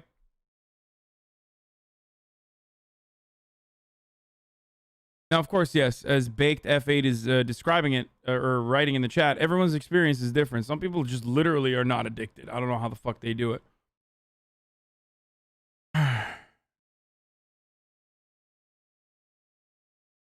You should add that addiction never disappears. You can suppress it, but it never goes away even after years. Yeah. You can recognize that you're an addict and try to... I mean, I shouldn't say this. Not everyone's the same. I can now drink alcohol every now and then. I never luckily got to a point where I was like, I see fucking alcohol and I can't stop myself. Okay? And like, I have to drink it. I luckily never got to that point. But that was where I thought I was going. I recognized that that's where I was going, so I stopped. Okay, I had really good friends. They were a great support system. And I was able to do so. I was able to quit cold turkey. Okay? And then I started drinking again. And even nowadays, like, when I drink, you know, I just want to drink more. Like, I want to drink. When I start, it's like hard to stop. Just the way it is. So I feel like it'll always is a weight I will carry with me everywhere I go, no matter what. And it got to that point because I let it get to that point when I was younger. A lot of bad drinking culture here in America. It's not good.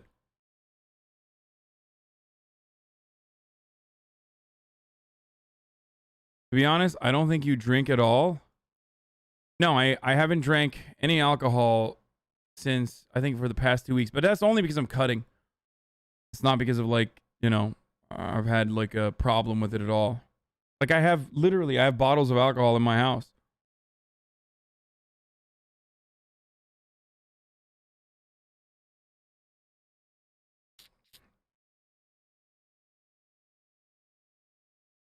Anyway. And if you are in that deep pit right now, in that deep, dark pit where you, like, there's a moment where you're, like, justifying it to yourself, or you recognize that, like, you're justifying it to yourself now that we're talking about it, you can always seek help. 100%. Your friends, especially if you have good friends, they will help you. And you need them.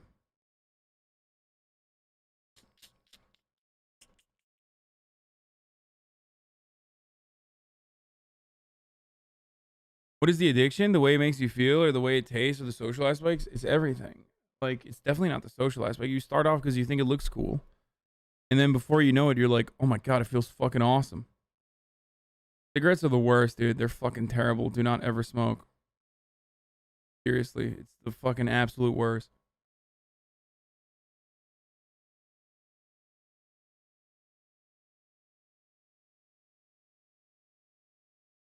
Quit smoking cigarettes after going on 10 plus years with a few years of smoking a pack a day, and I'm lucky enough to somehow have cut it out of my life with zero interest in smoking ever again.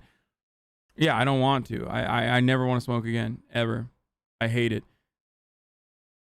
The part of the hardest things with smoking is that, like, when you first quit, you're around it, you see it all the time, and you're just like, I want it so bad.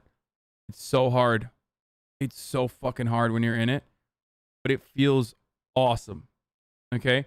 There's no such thing as a former addict, only recovering addicts. Yeah, true.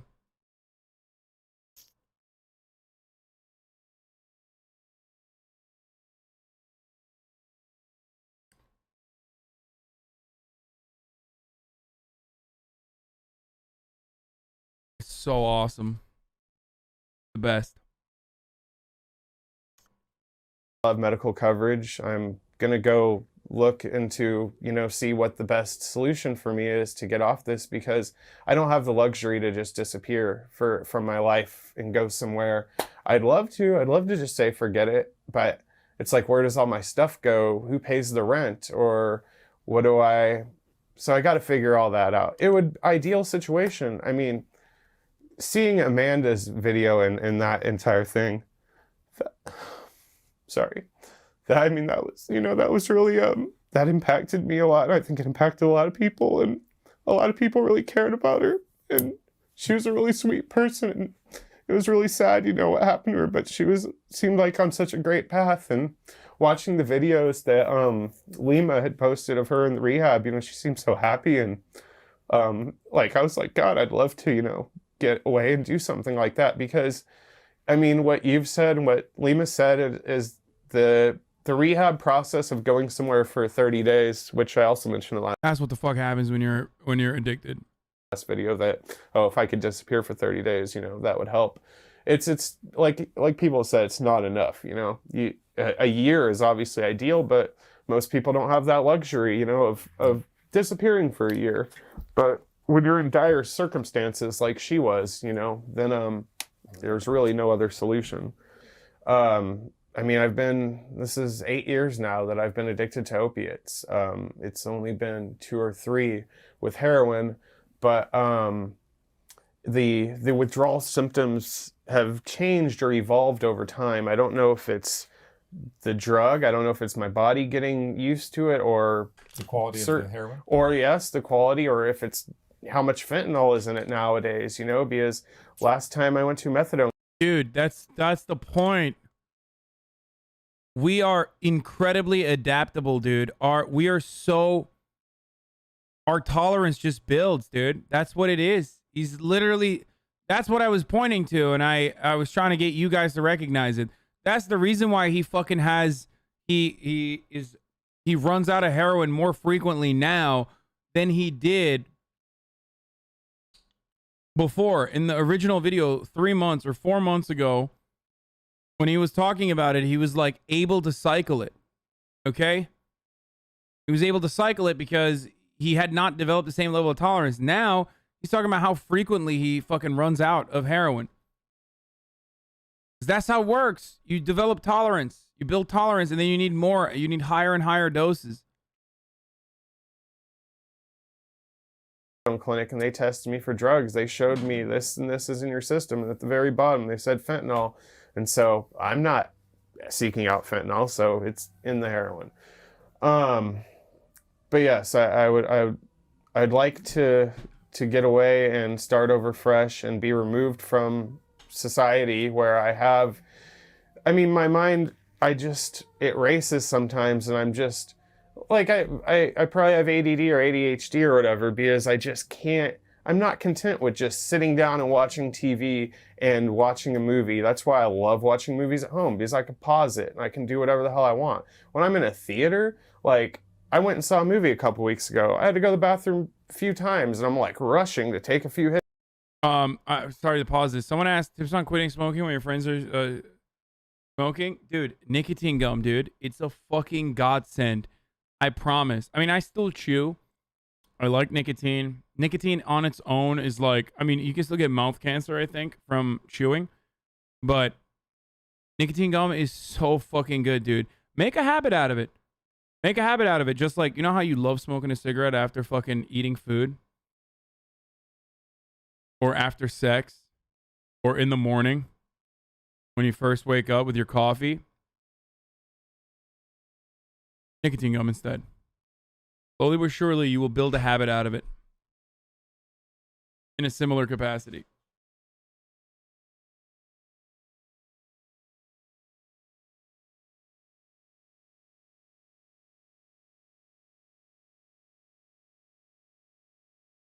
Getting a bit carried away? No, it's just that it is the truth. And the best thing about nicotine gum is like you could literally fucking swap in your mind with just like regular gum. I swear to God. Like just you will be a gum chewer for the rest of your life, but you can literally fucking swap it out. It's so weird. I would never suggest vaping. I think it's like, oh.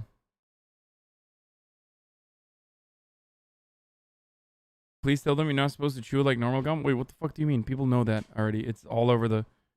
Yeah, I used to dip too. It's all over the fucking packaging.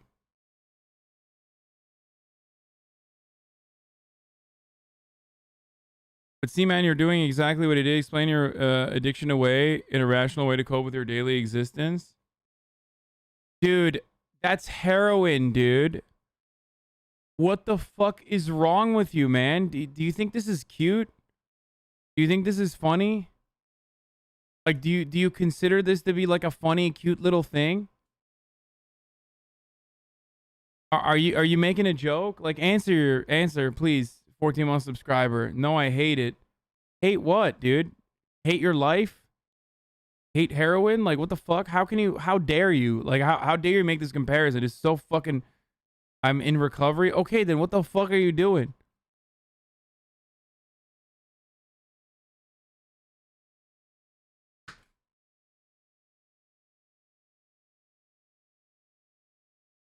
Like, you're in recovery and you're like, you know...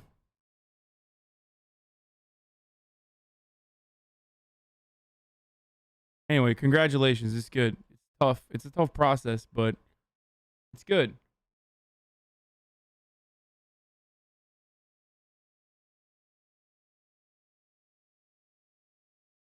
I'm proud of you. I mean, you're an idiot in the chat sometimes, but still proud of you.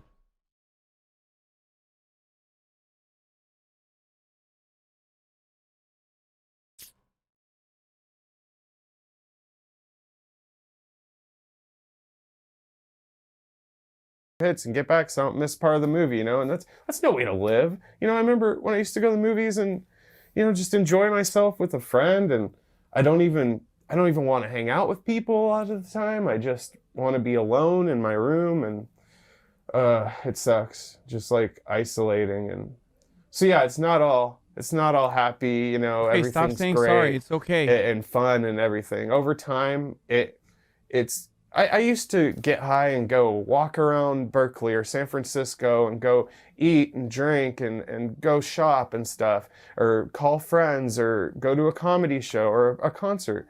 And I mean, also with COVID in the past year, that's kind of affected things as well. So I feel like the combination of COVID and me kind of just getting a little bit deeper into addiction, I feel like it's just, I don't do anything really. I work and I sit at home, and sometimes I'll go out to eat with a friend or family member, but it's pretty rare. So I don't mean for this to be some sob story or anything. I'm just trying to be honest. You know, not that I wasn't honest last time. I feel like it seemed like I sugarcoated it, although I wasn't intentionally or consciously doing it. It's just I was in a good mood, and it was the first interview, and I was, yeah. He's still justifying it, dude. Which makes sense.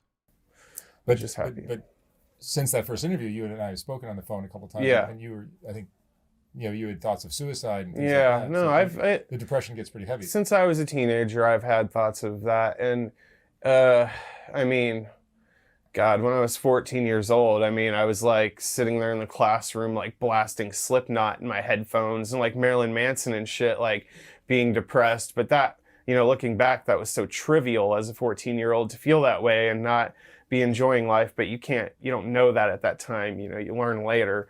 And so throughout time, yes, I've had depression issues and thoughts of suicide. I've never acted anything out. The, closest to anything was the time I overdosed on fentanyl, which is when I said I don't care and I was drinking, which it wasn't like, hey, I want to die. It was just being careless and stupid.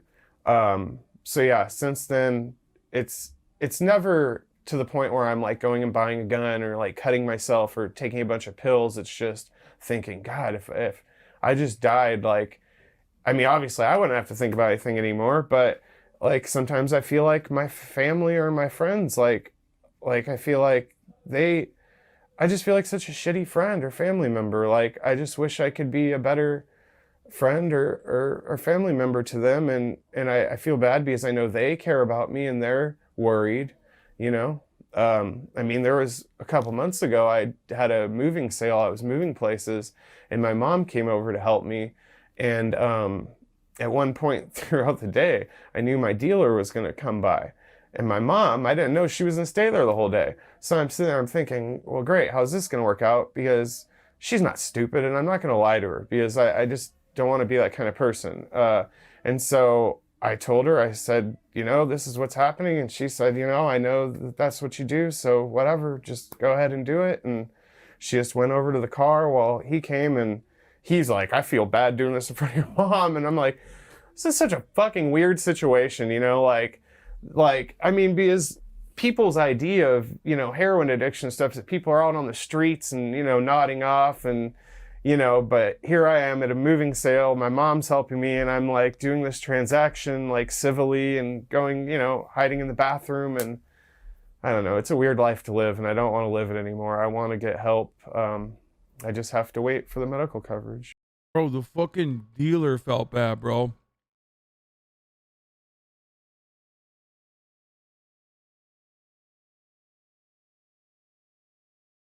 That's wild. Because that motherfucker's seen some shit. I mean, he's literally dealing drugs to people. Like,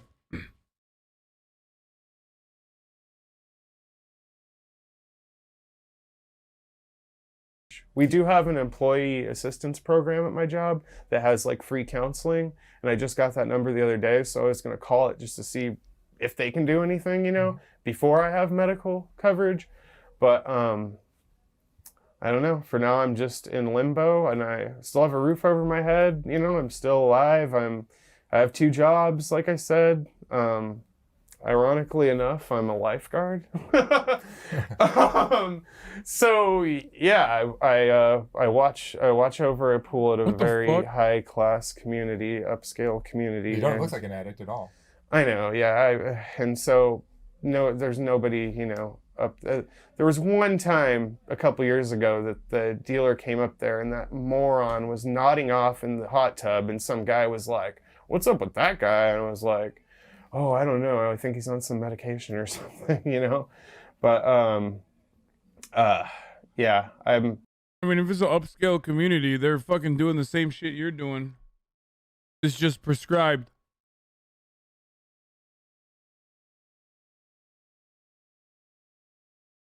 Which is also bad, by the way, for the record. That doesn't make it okay. But that's how so many people get to his position. Like, rich white wine moms, fucking Xanax. I'm still functioning. That was another thing, it's a debate of how functional somebody is, if they're functional, or if that's even the right term to use. I don't know. I don't care. All I know is that I'm doing my best and I'm staying true to myself the best I can. I I try not to lie to people, even when it comes to, like I said, my mom. Like I'm going to be honest with her. I don't steal. I know somebody said on the comments, somebody better find out where he works, notify his job because he's probably stealing to fund his habit. No, that's not the case. And you didn't lose your job from the video? No. No.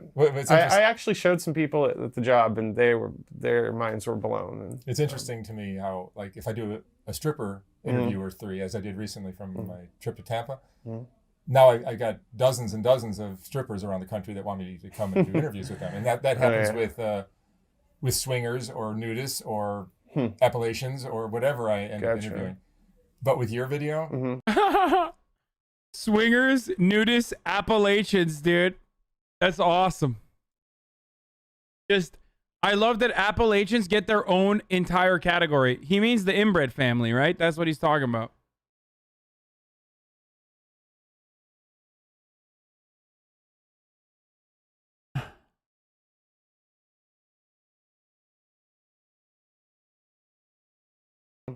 Which, certainly was very popular. 2.6 million views in a year, which is a lot. Yeah.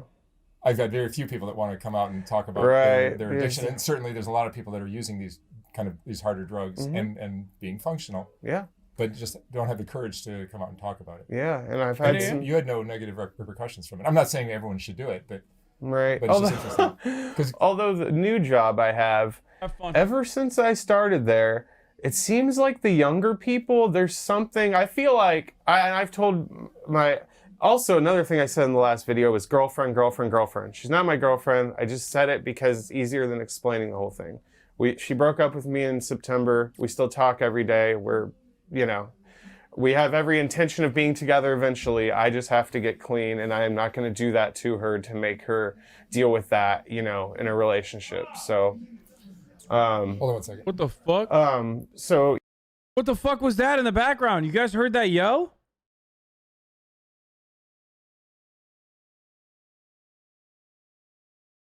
In a relationship. So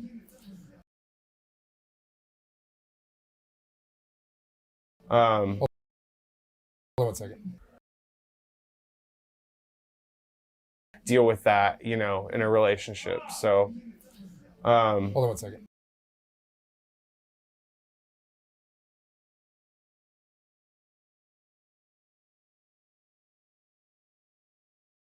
That's very interesting. So yeah, I just don't want to be unfair to her. So I did have multiple people reach out to me and say that they were dealing with similar things and, or they felt the same exact way.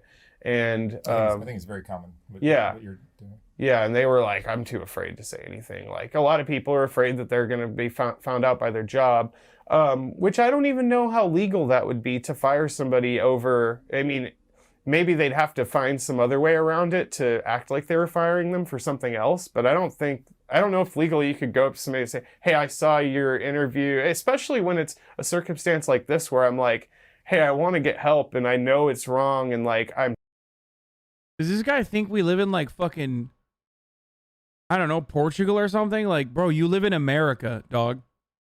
Your boss literally does not need a reason. Like, there's a couple of reasons why they can't fucking sue. I can't fire you. Very hard to prove. But like anything short of your boss being like, I'm firing you because you're black, or I'm firing you because you're a woman, or I'm firing you because you're gay. Like anything short of your boss saying that, they can fire you for whatever the fuck they want, dude.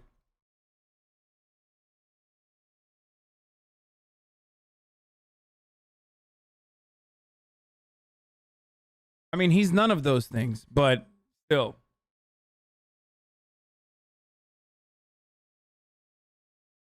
I'm doing everything I can and I'm trying to, still be a good person and everything. It's not like I was just like, yeah, fuck it, dude, I'm partying, like, it's not like that. No, but it's not a good thing to have the world know that you are. Right. In general. Yes. And, there's times where at jobs, I'll have to sneak off to the bathroom and do it, I try to keep that to a minimum because I don't want that to, turn into a thing, But I think your ability to be honest about your life and behavior, I think, is probably helping you, no? Yeah, no, it's it's nice. And then I'm sure it helps others. yeah, there was one guy that said that man, I mean I don't know how much of the story he gave me or whatever, but I guess him and his wife were having some problems, and he had 2 young daughters, and he was gonna hang himself. And then he saw the video, and I don't know what about me or the video made him feel they didn't want to do that, but that's what happened. And so that's what he said, and he messaged me on Instagram and thanked me, and tells me about his life here and there, and I just feel bad because I just feel like I don't know like the right things to say, or like if I could help him more, or so No, I think just sharing your story that's doing your part. yeah. Then I got the random girls that want to mess with me and mess with my head, and you and Patrick and Eric and Lewis and everybody yeah, else. no, like I'm 35 years old, dude. I'm over it. Like I've heard it all. Like sorry, I don't mean to sound like Mr. Player, like cool guy or whatever, but it was just like there was one girl that's like, I'm gonna move from Seattle to California. I'm gonna come live with you and see, and like all this stuff, and I did get wrapped up in it, and like then I realized it was nonsense and that she was nuts, and so I was like, no, forget it. And then I went to my ex-girlfriend, freaking cried my eyes out. I was like, I'm so sorry, like I almost fell for this, and that was an eye-opener. Like, okay, I've already moved across country for 2 girls off the internet in my life, so I don't need to be dealing with that crap anymore. If they're not near me, then it's not worth it. Has coming on my YouTube channel and sharing your story, have you learned anything from doing this? That you were very open and honest about something that most people would keep hidden. Yeah, I mean, I don't know if it was because I guess just overall the video and then everything else in my life, and just people saying like, oh, if his job finds out, or like this or that about his life, it made me just think about everything as a whole and just remember that I need to be careful with how I act, what I do, like going to the bathroom or being late, or just you can never get too comfortable with it, being an addict. You always have to be on your toes and remember that it's not socially acceptable. People aren't going to get it. They're not going to want to get it. And you can talk till you're blue in the face to some people and they're not going to care. So it's just, I just got to keep it under wraps the best I can as I'm doing another video. But I feel like it doesn't, if it has gotten to the people that it would bother, they haven't reacted or treated me any differently, which I'm very grateful for. But you're doing a good job at work, and you're... Yeah, no, I the only thing is, and it's totally trivial, is having the 2 jobs, the schedule started to conflict. And so I was trying to like leave one early one day and then be late to one the next day, or vice versa, kind of split it up. And neither would work with me. And so it's like, I'm trying not to have anybody know I'm a heroin addict, but at the same time, I'm trying to just have a normal schedule as a human without the drug thing. So I was like, okay, I had to change my schedule, and because I just don't want to have any issues that could cause. The time difference between the first video and the second video is only 4 months, dude. He's 35 years old here. I don't know how much time I don't know how many years it's been or how many months it's been since he started taking heroin. But here he is.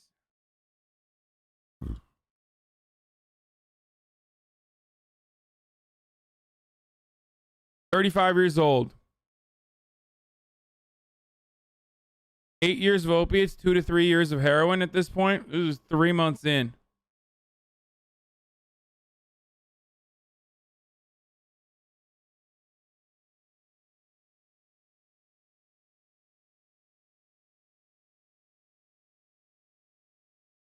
But if he's been on opiates for 8 years, then like he's not gonna fucking age in 3 months.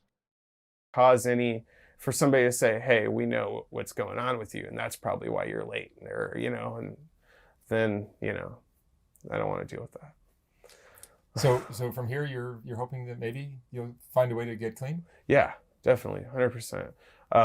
I just think would you recommend this lifestyle for anyone? No, I wouldn't, because like I said, the withdrawals are terrible, and it's just that it's like your body is a ticking time bomb. You're just it's inevitable. There's not going to be a way that one day you're going to wake up and escape it or find some way to easily wean off of it. Because there's been times where even I have done that. I have gradually lowered my usage, and then like once the withdrawals hit, just take the tiniest hit and then ease into it a little bit better. But then once you get past it and the stuff's gone, your body and your mind, it's instantly like, oh God, that would just sound so great, and I'd feel so much better. Like, yeah, even I got over the shitty part of the. Hasanabi says he doesn't acknowledge his own addiction. Bro, he's literally doing this follow-up interview originally in fucking tears because he said he made it seem like it was a trivial thing in the first video. Shut the fuck up. This is the good video that we're watching because he felt like the previous video that he made, the previous interview that he made was literally like, don't lie.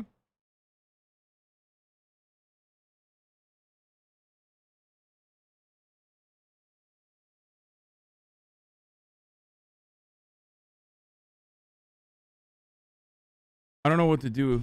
He basically admitted to as all of this in the beginning. Withdrawals, but I still could feel good again, better. So I don't know if it's going to take medication or just some long program. I just don't want to do methadone again. I did that before, and based on stuff other people have said, they said it's changed people for the worse. It's changed other people for the better. It seems like it's a really hit or miss, but the couple months I was on it, I wasn't feeling great. It didn't seem like a solution to me. So maybe Suboxone. I don't know. I got to figure it out once the medical kicks in. And like I said, I have the other employee assistance program to call and see if they can help. But for now, I'm just trying to get by and make sure to pay. Addiction is easy to beat if you have enough determination, Law. Dude, I love chatters with zero life experience coming in here. Like, dude, you're literally 12. This is how I thought when I was 12 years old. Like, no shit. First of all, like, yeah, dude, if you have the best determination, dude, what the fuck? Like, I don't understand. Like, just have the best determination on the planet, dude. Just use fucking willpower to stop being addicted. Like, that's so dumb.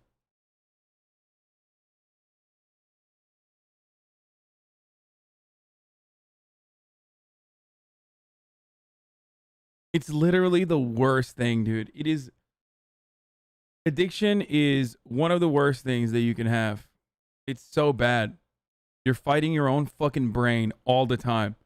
It's like you're literally fighting your insides, okay? You're fighting demons that you have within you that are telling you that this is good, this is right, this is fine, you're fine, you're doing all right. Literally every fucking day. You're unable. There's a part of your brain, there's a part of your own personality that's telling you, like, stop fucking doing this. This is fucking you up, dude. You know this is fucking you up. Please stop. What the fuck is wrong with you?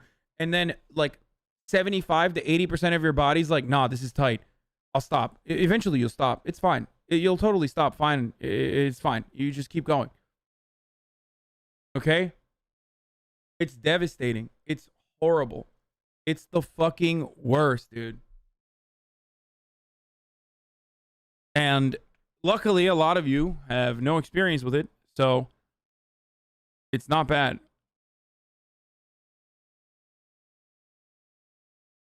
You have no understanding. It's like impossible to describe it to you. And then on top of that,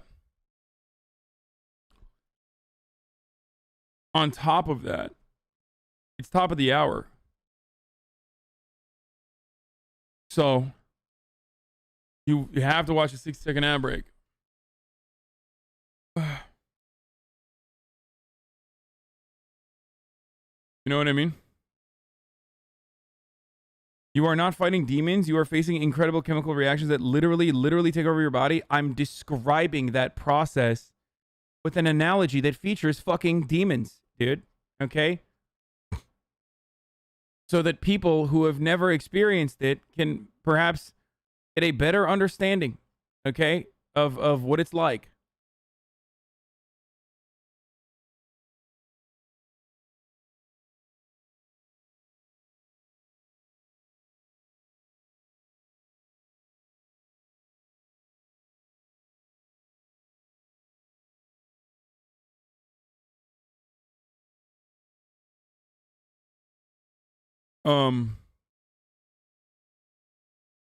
Chatters think because they stopped masturbating 1 November, that means they can beat heroin. Yeah. Bro, addicted to heroin, dude? Just quit. It's like, oh, hey, wait, I'm sorry. Are you addicted to heroin? Just quit. I don't get it. Why don't you just, have you tried quitting heroin? Just fucking have determination, dude. What the fuck? Sigma grindset, baby. Heroin millionaire mindset. Psh, cold turkey. Withdrawal symptoms? I don't want to look it up. I don't know what that is. Could I literally die if I quit cold turkey on some things like benzos?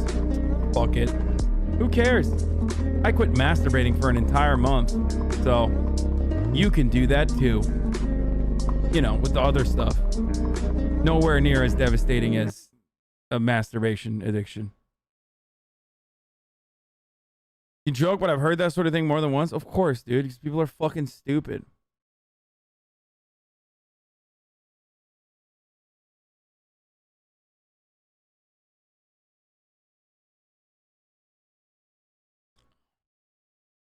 Addiction isn't something you beat. It's something you live with. I will always be an addict as soon as you think you won is when you relapse because you think you can handle it.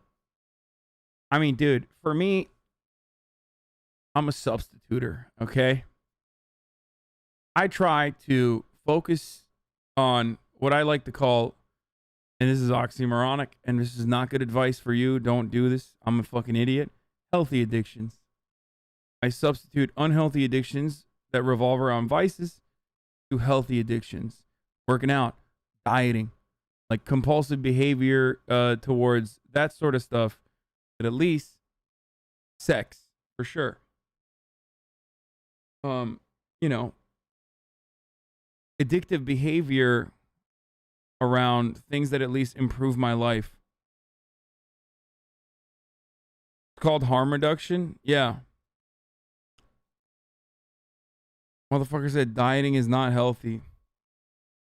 Dude, every day, bro. Literally every day we gotta have homies in the chat saying like, dude, actually dieting is unhealthy.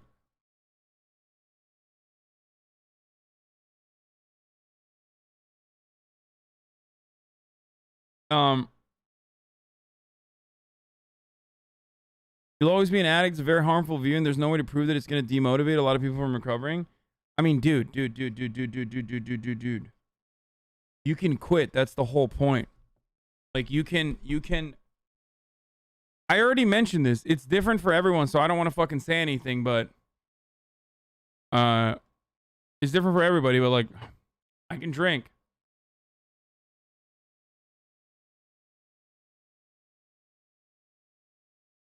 That's not something that many people can do, though.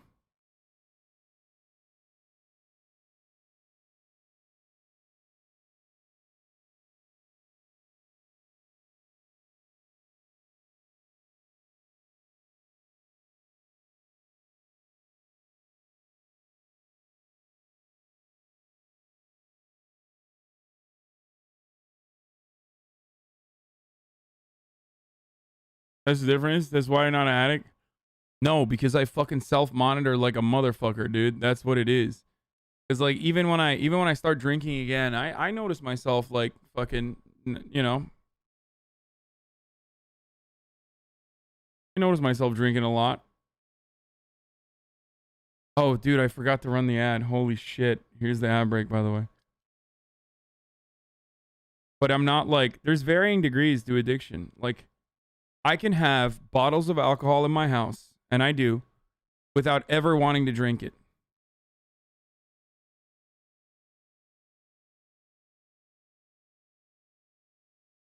Let me finish this video.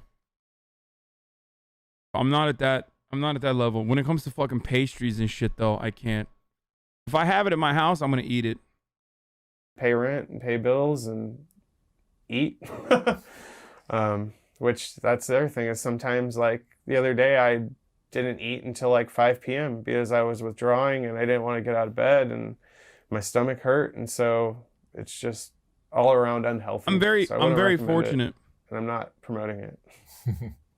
All right, Matthew. Well, thank you so much All for coming in and sharing your story, and I hope you found. I'm very. How was the cake? Shut the fuck up. I ate the shit out of it, dude. I ate that cake. Super hard. It was really good. Oh my god, it was delicious. So yeah, can you have cigarettes now? Probably, yeah. Yeah, I can have cigarettes. Like I can have not like smoke a cigarette. I'll never smoke a cigarette, but I can have like a pack of cigarettes in the house. I'll never try cigarettes ever again.